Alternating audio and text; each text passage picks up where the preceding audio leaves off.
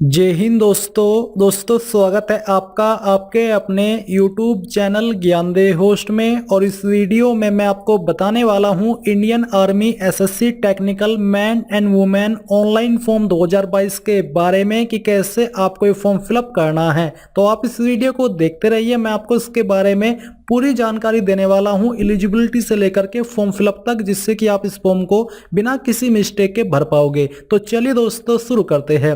दोस्तों यहाँ पर अभी जो वीडियो में देख पा रहे हो ये हमारी ऑफिशियल वेबसाइट है, इसका लिंक आपको इसी वीडियो के डिस्क्रिप्शन में मिल जाएगा। जैसे ही आप ये लिंक ओपन करेंगे तो आपके सामने इस भर्ती की जानकारी आ जाएगी, जो कि आप यहाँ से भी चेक कर सकते हैं। और अगर आप डायरेक्टली नोटिफिकेशन डाउनलोड करना चाहते हैं तो आपको यहाँ पर ऑफिशियल नोटिफिकेशन के ऊपर क्लिक करके इस नोटिफिकेशन को ओपन करना है, जहां पर आप देख सकते हैं कि इसमें unmarried male and female apply कर पाएंगे। साथ ही widows of Indian army force defence personnel वो भी इसमें अप्लाई कर सकते हैं। एलिजिबिलिटी यहाँ पर जो आपकी रखी गई है बेसिकली इसमें ग्रेजुएट जो कैंडिडेट है वो अप्लाई कर सकते हैं। SSC technical 59 men and SSC women tech 30, इसमें दोस्तों जो आपकी एज लिमिट रखी है वो 20 से 27 साल के बीच रखी है, यानी कि जिनका जन्म 2 अक्टूबर 1995 से लेकर के 1 अक्टूबर 2002 के बीच में हुआ है वो अप्लाई कर पाएंगे। तो यहाँ पर आपने ये जाना, फिर यहाँ पर आप क्वालिफिकेशन देख लीजिए कि इसमें क्या क्वालिफिकेशन मांगी है। तो ये सब जानकारी चेक करने के बाद जब आपको लगे कि आप इसमें अप्लाई करने के लिए एलिजिबल हो तो आपको यहीं पर हमारी वेबसाइट पर अप्लाई ऑनलाइन लिंक मिल जाएगा। आपको अप्लाई ऑनलाइन लिंक इसके ऊपर क्लिक करना है। अब गाइज मैं आपको बताना चाहूंगा अनअकैडमी के बारे में, जो कि इंडिया का लार्जेस्ट लर्निंग प्लेटफॉर्म है। और अनअकैडमी आपके लिए यहाँ पर लेकर के आया है अनअकैडमी सिविल सर्विसेज चैंपियनशिप, जो कि आपकी इंडिया की biggest prelim based national scholarship test है। इसमें यहाँ पर दोस्तों आपको स्कॉलरशिप एंड प्राइज 15 करोड़ रुपए तक के जीतने का मौका मिलेगा। जी हाँ, आपने सही सुना। और ये आपकी मार्च 27 को होने वाली है। आप इसमें इनरोल हो जाइए, इसका इनरोलमेंट लिंक वीडियो के डिस्क्रिप्शन में दिया है। साथ ही यहाँ पर early bird lucky draw, enrol today and stand a chance to win rewards every day for 7 days, यानी कि इन 7 दिनों तक आपको ये अवार्ड मिलेंगे। Win up to 1 lakh Amazon voucher, यानी कि आपको 1 लाख रुपए तक का मैक्सिमम अमेजन वाउचर दिया जाएगा। इसमें भी आप इनरोल हो जाइए, वीडियो के डिस्क्रिप्शन में आपको इनरोलमेंट लिंक दिया है।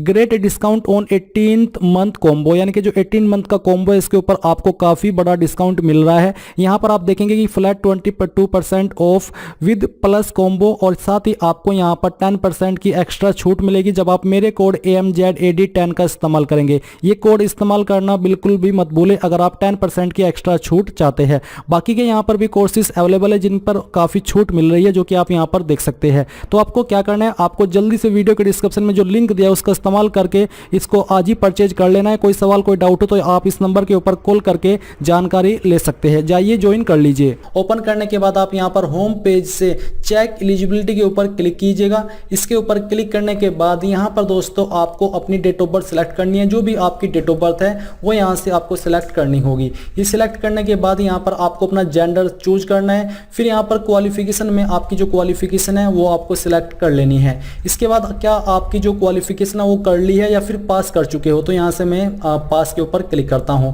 अब आपको मैरिटल स्टेटस सिलेक्ट करना है और इसके बाद दोस्तों यहां पर आपको चेक एलिजिबिलिटी के ऊपर क्लिक करना है।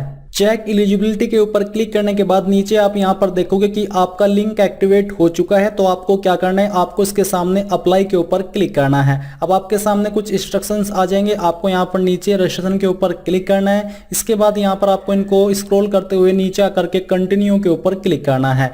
अब आपके सामने रजिस्ट्रेशन का मेन पेज आ चुका है। तो यहाँ पर सबसे पहले आपको बताना है कि आपके पास आधार नंबर है, इनरोलमेंट नंबर है या फिर इनमें से कोई नहीं है। तो चलिए मैं यहाँ से नन सिलेक्ट करता हूँ। अब आपको यहाँ पर अपना नाम 10th की मार्कशीट के अनुसार भरना है। अगर आप आधार नंबर के माध्यम से अप्लाई यानी कि रजिस्ट्रेशन कर रहे हो तो आपका नाम आधार कार्ड के अंदर और 10th की मार्कशीट के अंदर सेम होना चाहिए। इसके बाद दोस्तों यहाँ पर आपको अपने फादर का नाम एंटर करना है, ये भी 10th की मार्कशीट के अनुसार करना होगा।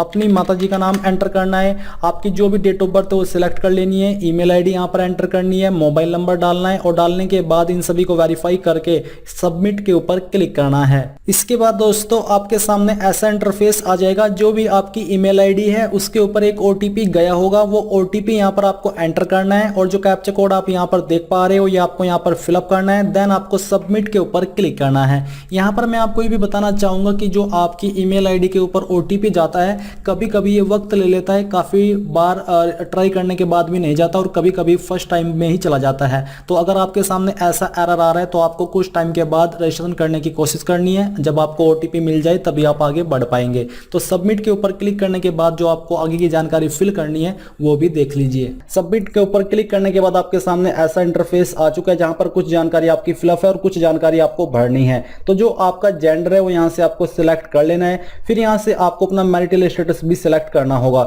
इसको सिलेक्ट करने के बाद आप नीचे देखोगे एजुकेशन डिटेल, तो मैट्रिकुलेशन बोर्ड आपका कौन सा था, सीबीएसई, एसएससी या फिर अदर या स्टेट बोर्ड, तो वो आपको सिलेक्ट कर लेना है। जैसे कि मैंने स्टेट बोर्ड सिलेक्ट किया, फिर यहां से मैं उत्तर प्रदेश चूज कर लेता हूं।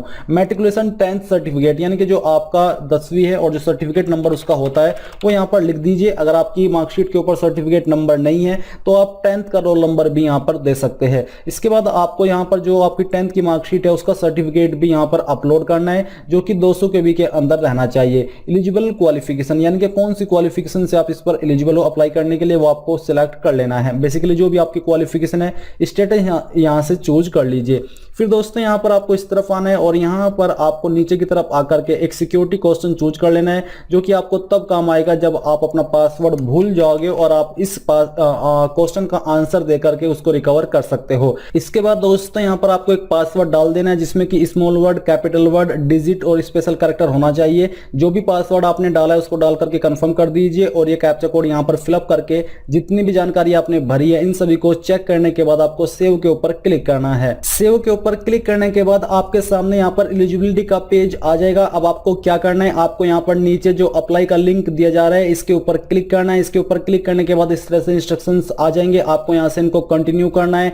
कंटिन्यू करने के बाद यहां पर आपको अपना फोटो और सिग्नेचर अपलोड करना है। साथ ही नेशनलिटी में आपको यहां से इंडियन सेलेक्ट कर लेना है। फिर जो आपका फोटो है उसका साइज 5 से 20 केबी के बीच में होना चाहिए। तो जहां पर भी आपका फोटो है वो आपको यहां से इस प्रकार से सिलेक्ट कर लेना है और सिलेक्ट करने के बाद यहां पर उसको इस तरह से ओपन कर देना है, तो यहां पर आ जाएगा। अब आपको सिग्नेचर अपलोड करना है। सिग्नेचर का साइज आपका 5 से 10 केबी के बीच में होना चाहिए। तो जहां पर भी आपका सिग्नेचर है उसको आपको यहां से सिलेक्ट करके अपलोड कर देना है। तो चलिए इसको सिलेक्ट करके हम यहां से ओपन कर लेते हैं। तो ये सिग्नेचर आ चुका है। अब आपको सेव एंड कंटिन्यू के ऊपर क्लिक करना है, तो ये जानकारी आपकी सेव हो जाएगी। अब आती है कम्युनिकेशन डिटेल यानी कि एड्रेस की जानकारी। तो जो भी आपका एड्रेस है वो यहाँ पर आपको आपकी आईडी के अकॉर्डिंग फिलअप कर देना है। कंप्लीट एड्रेस यहाँ पर आपको सिटी और या फिर विलेज का नाम आपको लिख देना है। स्टेट यहाँ से आपको अपनी सिलेक्ट कर लेनी है। डिस्ट्रिक्ट आपकी जो भी है उस स्टेट के अंदर वो सिलेक्ट कर लेनी है। आपके पोस्ट ऑफिस का पिन कोड यहाँ पर आपको एंटर कर देना है। अगर आपका परमानेंट और प्रेजेंट एड्रेस सेम है तो यहाँ पर टिक कर दीजिए। टिक करने के बाद नीचे आपको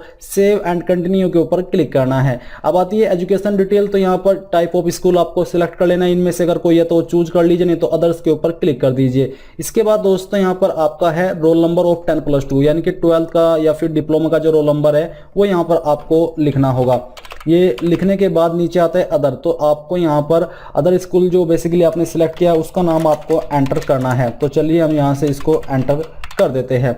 ये करने के बाद यहाँ से दोस्तों नीचे आपको एक और ऑप्शन देखने को मिलेगा जो कि है वेदर डिप्लोमा होल्डर और नोट। क्या आप डिप्लोमा होल्डर है? अगर है तो यस कीजिए, नहीं तो आपको नो ही रहने देना है। इसके बाद दोस्तों यहाँ पर अगर आप यस करते हो तो आपको जो परसेंटेज मार्क्स है जो कि आपने 12th या फिर डिप्लोमा के अंदर प्राप्त किए थे वो यहाँ पर आपको लिखने हैं। बेसिकली यहाँ पर मैं ये लिख देता हूँ क्योंकि मैंने 12th की जानकारी दी है कि कितनी परसेंटेज आपकी थी वो आपको बतानी है। मेन इंजीनियरिंग स्ट्रीम यानी कि जो आपका इंजीनियरिंग का मेन स्ट्रीम है वो कौन सा है वो आपको सिलेक्ट कर लेना है। इसको सिलेक्ट करने के बाद नोटिफाइड इक्विवेलेंट स्ट्रीम, क्या आपका कोई नोटिफाइड इक्विवेलेंट स्ट्रीम है वो यहाँ से आपको सिलेक्ट कर लेना है। तो चलिए हम इसको सिलेक्ट कर लेते हैं जो कि हमारा नोटिफाइड है।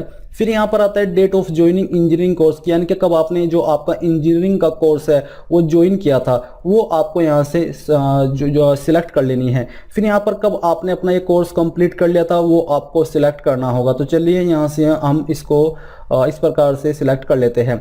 सिलेक्ट करने के बाद नेम ऑफ कॉलेज, आपको अपने कॉलेज का नाम या फिर यूनिवर्सिटी का नाम यहाँ पर दे देना है फुल फॉर्म के साथ में।